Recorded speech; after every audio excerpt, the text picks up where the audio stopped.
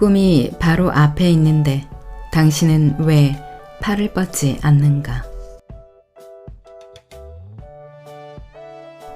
안녕하세요. 여러분의 삶이 눈부시게 빛나길 바라는 루나펄스입니다. 오늘 소개해 드릴 책은 인생은 지름길이 없다입니다. 지은이는 스웨이, 옮긴 사람은 김정자, 펴낸 것은 정민미디어입니다. 조금 전 맨 앞에 읽어드린 문장은 하버드대 도서관에 써있는 격언 중 하나입니다. 작가인 스웨이는 베이징 대학교를 졸업하고 10년간 시간관리학, 하버드 대학교 교육학 이론을 연구하며 다수의 컬럼과 학술 논문을 발표했습니다.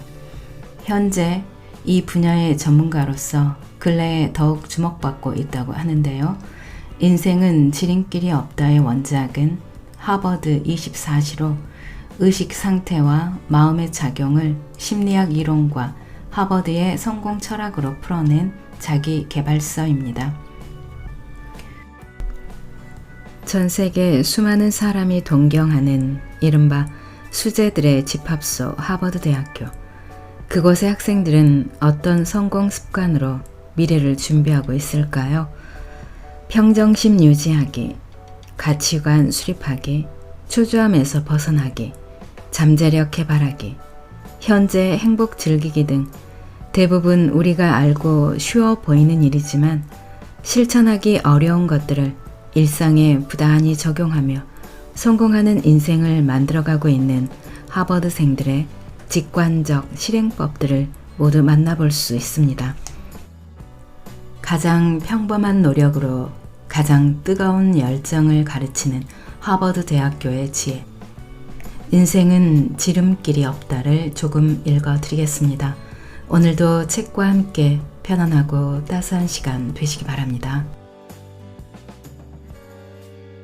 일과 모두 다 천천히 이루어진다. 인트로. 평정심 유지하기 위한 방법이 써있네요. 양손으로 귀를 막고 호흡에 집중하라. 온몸으로 심호흡을 느껴라. 요가를 하라. 일주일에 한 번 산에 가라. 명상음악을 들어라. 시를 낭송하라. 우리는 현실의 삶을 지탱하기 위해 항상 바쁘게 움직이면서 외부 세계를 향해 전력으로 질주하지만 정작 내면을 들여다보며 나 자신을 찾고 나만의 정원을 돌아볼 여유는 없다. 윌리엄 제임스의 말이었습니다. 마음을 고요히 하라. 인생을 살아가면서 바쁘다는 함정에 빠져서는 안 된다. 바쁘다는 말을 입에 달고 사는 사람들은 이를 핑계로 소중한 인생을 낭비하며 때로는 삶의 방향까지 잃어버리곤 한다. 어느 날 목수가 일하다가 실수로 아끼는 시계를 수북이 쌓인 톱밥 속에 떨어뜨렸다. 그는 재수가 없다고 소리 지르며 톱밥 속을 뒤적였다. 동료들이 손전등까지 비춰주었지만 반나절이 지나도록 시계는 콧배기도 보이지 않았다. 그런데 동료들이 식사하러 나가자 조용히 작업장으로 들어온 목수의 아들이 손쉽게 시계를 찾아내는 것이 아닌가. 목수는 내심 놀랐다. 도대체 어떻게 시계를 찾은 거니? 저는 그냥 바닥에 조용히 앉아 있었을 뿐이에요. 그랬더니 똑딱똑딱 소리가 들려와서 시계가 어디 있는지 금방 알아낼 수 있었어요. 광부들이 땅속 갱도에서 한창 일하던 중 갑자기 조명이 나갔다. 한순간 어둠 속에 갇힌 광부들은 허둥지둥 벽을 더듬으며 출구를 찾았지만 방향을 제대로 가늠하기 어려웠다. 금세 기운이 빠진 광부들은 너나 없이 털썩 주저앉았다. 그때 한 사람이 제안했다. 출구를 찾아 무턱대고 헤매느니 이렇게 앉아서 바람의 방향을 느껴보는 게 어때요? 바람은 출구에서 불어오잖아요. 광부들은 한자리에 앉아 집중하기 시작했다. 잠자코 온몸의 신경을 곤두세우자 이내 바람이 얼굴을 미세하게 어루만지는 게 느껴졌다. 그들은 바람이 불어오는 방향으로 움직였고 마침내 무사히 갱도에서 나올 수 있었다. 화려한 뉴욕시 중심가에 사는 젊은 부부는 어느 순간 자신들이 움직이는 기계 같다는 생각에 휩싸였다. 그들은 매일 다람쥐 쳇바퀴 돌듯 똑같은 일상을 바쁘게 반복했다. 도시에서는 온갖 레저와 유흥을 즐길 수 있었지만 금방 허무해지기 일쑤였다. 부부는 시골에 가서 마음을 한껏 내려놓는 시간을 가져보기로 했다. 차를 타고 남쪽으로 달리던 그들은 한적한 구릉지에 도착했다. 야트막한 산 옆으로 통나무 집이 눈에 들어왔는데 집 앞에는 집 주인으로 보이는 남자가 앉아 있었다. 남편이 다가가 물었다. 이렇게 인적 드문 곳에 살면 외롭지 않나요? 전혀요. 푸른 산을 바라보고 있으면 산이 기운을 전해주는 게 느껴져요. 산골짜기에는 생명의 비밀을 품은 나뭇잎이 울창하고 파란 하늘에는 시시각각 변하는 구름이 아름다운 성을 만들어주죠. 졸졸 흐르는 시냇물은 내 마음에 속삭이는 노래 같아요. 항상 내 무릎에 앉는 강아지의 눈에서는 충직함과 믿음이 엿보이죠. 귀가할 때 아빠 하고 부르는 아이들을 보면 언제나 입가에 미소가 걸리죠. 사랑스러운 아내는 어떤 슬픔과 역경 속에서도 버틸 힘이 돼주죠. 이러한 모든 것에서 저는 자애로운 신의 존재를 느낀답니다. 외롭지 않냐고요? 아니요. 전혀 외롭지 않아요. 매일 하루에 몇 분씩 고요한 시간을 가져보자. 조용히 앉아서 편안하고 차분한 상태를 즐기다 보면 분명히 큰 깨달음을 얻을 수 있을 것이다. 마음을 비우라. 세상에 피곤하지 않은 인생이란 없다. 우리는 너나 없이 다 피곤하다. 쫓기는 일상에서 벗어나 복잡한 모든 것을 벗어던지고 단순해지면 어떨까? 인생이란 원래 복잡한 것이 아니다. 단지 우리 마음이 복잡할 뿐. 다시 단순한 삶으로 돌아가고 싶다면 무거운 마음을 깨끗이 비워내는 것부터 시작하자. 인생은 산을 오르는 것과 같다. 가벼운 몸과 마음으로 정상까지 빠르게 올라 아름다운 풍경을 감상하는 사람들도 있지만 무거운 가방을 메고 등산로를 헤매다가 피곤에 절어 정상은커녕 주변 풍경도 모두 놓쳐버리는 사람도 있다. 어느 날 오후 한 바그다드 상인이 인적 없는 산길을 가는데 어디선가 신비한 소리가 들려왔다. 돌멩이 몇 개를 가져가세요. 내일 아침에 보면 기분이 좋아질 거예요. 상인은 돌멩이 따위로 기분이 좋아질 리 없다고 생각하면서도 호기심에 돌멩이 몇 개를 골라 주머니에 넣고 길을 떠났다. 다음 날 아침 상인은 호주머니에 넣어두었던 돌멩이를 꺼냈다. 자세히 보니 그것은 돌멩이가 아니라 다이아몬드였다. 상인은 기뻐서 어쩔 줄 몰랐다. 이것만 팔아도 엄청난 부자가 될 것이었다.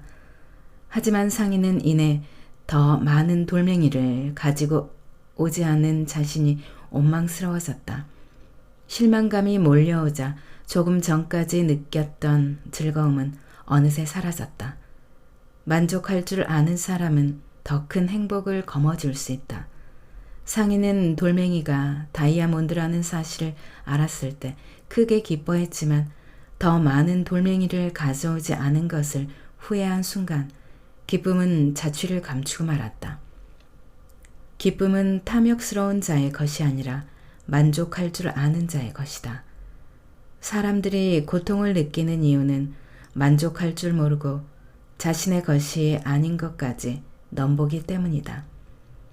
가슴 속에 쌓이는 불만을 비워내지 못하면 영원히 피곤해 할 수밖에 없다. 진정으로 마음을 내려놓아야 온전히 기쁨을 누릴 수 있다. 번뇌에서 벗어날 수 있음은 물론이다.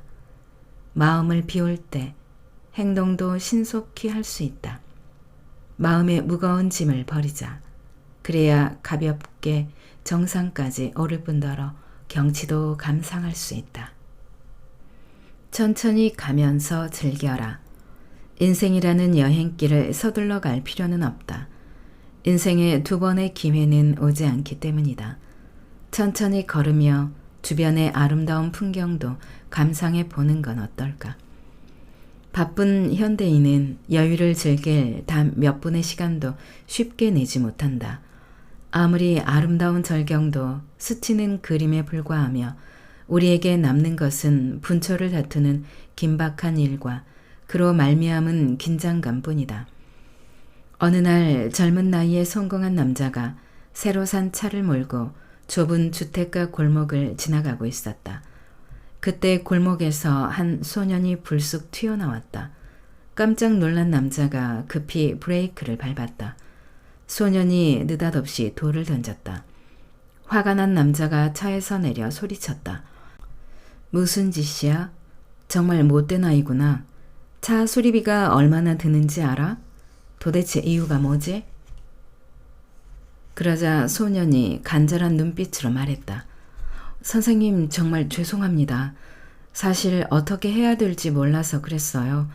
제가 돌을 던진 것은 아무도 차를 세워주지 않아서였어요. 아까 형이 휠체어에서 떨어졌는데 부축할 힘이 없어요. 제발 부탁인데 형을 휠체어에 다시 앉혀주시면 안 될까요? 떨어지면서 많이 다친 것 같아요. 남자는 골목으로 가 소년의 형을 부축해 휠체어에 앉히고 손수건으로 상처에서 흐르는 피를 닦아주었다. 그는 차를 수리하지 않고 타기로 했다. 찌그러진 차는 도움이 필요한 사람들이 돌을 던지기 전에 먼저 관심을 가져야겠다는 결심의 상징이었다. 사람은 트랙 위를 달리는 경주마가 아니다. 미친 듯이 앞만 보고 달리다간 종착지의 흰 선 말고는 아무것도 보지 못한다. 매 순간 긴장 속에서 살지 말고 바쁜 걸음을 멈추어 주변 풍경과 사람들을 둘러보는 여유를 가지자. 한 관광지 도로에는 이런 표지판이 서 있다. 천천히 가면서 풍경을 감상하세요. 유명 관광지로 가기 위해 반드시 지나가야 하는 도로는 절경이 빼어난데도 주목하는 이가 없었다. 관광객들은 대개 일정이 빠듯했고 길에서 보내는 시간을 아깝게 생각하기 때문이다. 그런데 표지판이 설치되자 사람들은 도로 주변의 풍경에 마음을 빼앗겼다. 어느새 이 도로는 관광지보다 더 유명해졌다. 또한 놀랍게도 표지판을 설치한 뒤 교통사고가 한 번도 일어나지 않았다. 천천히 가면서 풍경을 감상하는 느림의 미학을 통해 우리는 비로소 삶의 즐거움과 아름다움을 느낄 수 있다. 느리게 생각하기는 심리학의 기대 효과와 유사하다. 관리자는 이를 이용해 새로운 임무에 대한 직원들의 기대 심리를 유발하여 업무력 상승을 이끌어낸다. 삶과 나는 세상에 단 하나뿐인 존재다. 인트로. 타인에게 휩쓸리지 않고 자기 주관을 지키는 방법이 써있네요. 어떤 일을 하기 전에 우선 왜 해야 하는지를 자문하라. 다양한 정보를 수집하고 이해한 뒤에 행하라. 사고력을 키워라. 주도적으로 친구들과 약속을 잡아라. 다큐멘터리 프로그램을 시청하라. 부모 선배에게 조언을 구하라. 보리스 시디스의 말이 써 있습니다. 내가 세상에 유일무이한 존재라는 사실에 감사하고 내 안의 능력을 마음껏 발휘하라. 제목, 나의 길을 가라. 반엄 효과는 심리학자 포러가 성격 진단 실험을 통해 증명한 심리학 현상이다. 그에 따르면 사람은 누구나 보편적으로 가지고 있는 성격이나 심리적 특징을 자신만의 특성으로 여긴다. 이런 성향에서 벗어나려면 자신을 객관적으로 인식하고 자기만의 독특한 특징을 찾아야 한다. 꿈을 꾸고 그것을 실현하기 위해 꾸준히 노력하며 자신만의 주관을 유지하는 것은 모든 성공한 사람의 성공 법칙이다. 가야 할 길을 과감히 가는 사람에게는 강한 의지가 있다. 그렇기에 자신을 끊임없이 갈고 닦아 무수한 시련을 극복해 나아간다. 이러한 과정을 통해 성실하고 과감하며 창의적인 인재가 된다. 로버트 허친스는 작가, 목수, 가정교사, 판매원 등의 일과 공부를 병행하면서 예일대학교를 졸업했다. 졸업 후 8년 만에 그는 미국 4대 명문으로 손꼽히는 시카고 대학교 총장으로 임명되었다. 당시 그의 나이 30세에 불과했다. 사람들은 그를 천재라 칭하면서도 한편으로는 나이가 어리고 경험이 부족해 교육 철학이 미성숙하다며 깎아내렸다. 언론도 이에 합세했다. 로버트의 한 친구와 그 아버지가 이런 대화를 나누었을 정도였다. 오늘 아침 신문사설에 로버트를 비난하는 글이 실렸는데 너무 공격적이라서 깜짝 놀랐어요. 괜찮아. 그들이 아무리 독한 말을 해도 죽은 개에게 발길질하는 사람은 없단다. 진정한 성공은 크기로 결정되는 게 아니라 자아 실현을 위해 얼마나 노력했는지에 따라 결정된다. 자기 목소리에 귀 기울이고 자기만의 길을 걷는 사람은 반드시 성공한다. 유전학적으로 보면 인간의 존재 자체가 자연계의 가장 위대한 기적이다. 지금까지 인간과 같은 존재는 없었으며 앞으로도 없을 것이다. 따라서 우리는 각자의 개성을 유지하기 위해 노력해야 한다. 이는 잠재력을 극대화하고 자신감을 높일 비결이자 인생의 가치를 실현하는 길이다. 하버드 대학교에서는 이렇게 가르친다. 최악의 상황은 바로 자신을 잃어버리는 것이다. 미국의 작곡가 어빙 벌린이 또 다른 작곡가 조지 거쉬인에게 너 자신으로 살아라 라고 충고했다. 두 사람이 처음 만났을 때 벌린은 이미 세계적으로 명성이 자자했고 거쉬인은 무명이었다. 벌린은 거쉬인의 음악적 재능을 알아보고 당시 임금의 3배나 되는 돈을 제시하며 비서가 되어달라고 청했다. 하지만 동시에 이런 충고를 덧붙였다. 내 제안을 받아들이지 말게. 만일 내 아래로 들어온다면 아무리 잘해도 제2의 어빙 벌린밖에 안 될 걸세. 하지만 자네의 길을 계속 걸어간다면 언젠가 최고의 작곡가로 추앙받을 것이네. 거쉬는 벌린의 충고를 따랐다. 자기만의 음악 세계를 만들어냈고 마침내 미국 최고의 작곡가가 된 것이다. 우리는 모두 세상에 단 하나뿐인 존재다. 나는 나일 뿐이다. 타인의 시선과 기준으로 나를 올가매거나 맹목적으로 남을 따라하지 마라. 자신을 믿고 나다움을 유지하자. 주관을 잃지 마라. 운명의 주인으로서 인생을 오롯이 자신의 것으로 만들기 위해서는 자기만의 포지셔닝이 필요하다. 하버드 대학교의 마이클 포터 교수는 경쟁 사회에서 방어만 제대로 한다면 치열한 전쟁을 피할 수 있다고 강조했다. 자기 운명의 주인이자 자기 영혼의 안내자는 바로 자신이다. 어떤 인생을 살 것인지 자신의 손에 달려있다. 자신을 믿고 자기 인생의 주인공으로 산다면 어떤 시련도 극복하고 성공의 길로 나아갈 수 있다. 우리는 가난이 아니라 주관이 없는 것을 두려워해야 한다. 외부의 압박을 견디지 못하고 이리저리 흔들리다 보면 결국 남의 장단에 춤을 추게 될 것이다. 대학에서 국문학을 전공한 청년이 심혈을 기울여 소설을 완성한 뒤 유명 작가에게 평을 부탁했다. 작가가 눈병에 걸렸기에 청년은 자신의 작품을 소리내어 읽어주었다. 소설의 마지막 구절까지 읽은 청년이 잠시 숨을 고르고 있을 때 작가가 끝난 건가? 라고 물었다. 작가의 질문은 마치 이야기가 더 이어지길 바라는 말투였다. 그러자 청년은 다급히 이야기를 이어갔다. 다시 마지막에 이르렀는데 작가는 미련이 남는 듯 물었다. 끝난 건가? 청년은 억지로 이야기를 이어갔고 소설은 끝없이 길어졌다. 마침 전화벨이 울려 청년의 낭독은 중단되었다. 통화를 마친 작가는 급한 일이 생겼다며 외출해야 한다고 말했다. 청년이 소설이 다 끝나지 않았다며 아쉬워하자 작가가 말했다. 소설은 내가 처음에 끝났는지 물었을 때 끝났어야 했네. 끝나야 할 때 끝나지 않은 이야기는 맥락을 잃고 말았네. 간결함을 잃은 어수선한 소설은 독자를 감동시킬 수 없네. 청년은 그제야 자신의 행동을 후회했다. 그는 작품에 자신감을 갖지 못한 자신에게 몹시 실망했다. 시간이 흘러 또 다른 작가와 마주한 청년은 지난날 자신이 저지른 부끄러운 일에 대해 털어놓았다. 그런데 작가는 뜻밖의 반응을 보였다. 아주 대단한 임기응변 능력이로군. 그 짧은 순간에 새로운 이야기를 만들어낼 수 있다니 정말 대단해.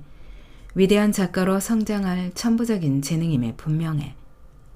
하버드 대학교에서는 이렇게 가르친다. 사람들이 자주 저지르는 잘못 중 하나는 자신을 끝까지 믿지 못하고 권위자의 말 한마디에 자신을 바꿔버리는 데 있다. 주관이 없는 사람은 이리 붙었다 저리 붙었다 하는 기회주의자와 같다. 자기만의 원칙과 견해가 없으며 자신이 무엇을 할 수 있는지 앞으로 무엇을 할 것인지를 알지 못한다. 사람은 경험으로부터 자유로울 수 없다. 하지만 자기 주관 없이 타인의 의견에 민감하게 반응한다면 성공과는 영원히 멀어질 것이다. 주도적으로 인생을 설계하라. 나는 내 인생의 설계자이자 운명의 주인이다. 성공은 우리를 기다려주지 않으며 인생은 계획대로 전개되지 않는다. 만반의 준비를 했다면 무엇을 기다리는가? 핑곗거리를 찾지 말고 즉시 행동하자. 첫 번째 발걸음을 내딛는 순간 완전히 새로운 인생이 펼쳐질 것이다. 어느 날 탑 올라가기 대회가 열렸다. 두꺼비들의 경기가 시작되자 구경꾼들은 야유를 퍼부었다. 어림도 없지. 저들은 분명히 실패할 거야. 그 소리를 들은 많은 두꺼비가 자신감을 잃고 나가 떨어졌다. 그 와중에도 열심히 탑을 오르는 두꺼비들이 있었다. 구경꾼들은 쉬지 않고 떠들었다. 아주 힘들어 보이는구먼. 탑 꼭대기까지 오르기는 글렀어. 그러자 대다수의 두꺼비가 체념한 채 오르기를 중단했다. 이제 단 한 마리의 두꺼비만 남았다. 두꺼비는 구경꾼들의 야유에도 아랑곳하지 않고 정상을 향해 계속 올랐다. 결국 두꺼비는 탑 꼭대기에 이르렀다. 그 두꺼비는 귀머거리였다. 베토벤의 바이올린 연주 실력은 형편없었다. 그는 선생으로부터 넌 절대로 작곡가가 될 수 없어 라는 말을 들었다. 카루소는 아름다운 목소리로 유명한 오페라 가수다. 하지만 카루소의 부모는 그가 기술자가 되길 원했고 그의 선생도 그런 목소리로는 절대 가수가 될 수 없어 라며 혹평했다. 다윈이 진화론을 발표하고 의사의 길을 포기했을 때 그의 아버지는 비난을 퍼부었다. 옳은 길은 내팽개치고 고작 온종일 개나 쥐 따위를 잡으러 다니다니. 다윈은 자서전에서 이렇게 밝히기도 했다. 어렸을 때 나는 명석하다는 이야기를 전혀 들은 적이 없다. 디즈니는 신문사 편집장으로 있을 때 창의력이 부족하다는 이유로 해고당했으며 디즈니랜드를 설립하기 전까지 몇 차례나 파산 위기를 겪었다. 아인슈타인은 4세 때 말을 했고 7세 때 겨우 글자를 익혔다. 그의 선생은 아인슈타인을 이렇게 평가했다. 이 아이는 반응이 느리고 친구들과 잘 어울리지 못해요. 게다가 머릿속에는 이상한 공상으로 가득 차 있어요. 그는 결국 학교를 졸업하지 못하고 퇴학당했다. 프랑스 화학자 파스테르는 대학에 다닐 때만 해도 특출한 학생이 아니었다. 그의 화학 성적은 22명 중 고작 15등에 불과했다. 뉴턴의 아버지는 언제나 뒤처지는 백치 아들을 둔 것을 부끄러워했다. 뉴턴이 예술학교 입학시험에 3차례나 낙방했는데 그의 숙부는 절망하며 탄식했다. 교육받을 능력도 안 되는 아이라니. 전쟁과 평화의 작가 톨스토이는 대학 시절 성적 미달로 자퇴를 권유받았다. 당시 담당 교수는 이렇게 평가했다. 지능도 많이 떨어지고 공부에 대한 흥미도 부족하다. 위의 인물들이 자신의 길을 끝까지 고집하지 않고 남의 말에 휘둘렸다면 위대한 업적을 이룰 수 있었을까? 하버드 대학교에서는 이렇게 가르친다. 자기 인생의 설계자가 되어라. 내 미래를 결정할 유일한 사람은 바로 나 자신이다. 남의 말이나 판단에 흔들리는 사람은 몸이 건조하고 보잘것없는 인생을 맛볼 것이다. 열정과 꿈을 품은 사람만이 더 높이 올라갈 뿐더러 빛나는 인생을 살 것이다. 자기 인생의 목표와 방향을 설정할 유일한 사람은 나 자신뿐임을 명심하고 타인의 평가에 휩쓸리지 마라. 그렇게 용감히 나만의 길만 걸어가라. 낭독은 여기까지입니다. 여러분의 구독과 좋아요, 댓글은 저에게 큰 힘이 되는 거 아시죠? 오늘도 끝까지 들어주셔서 감사합니다.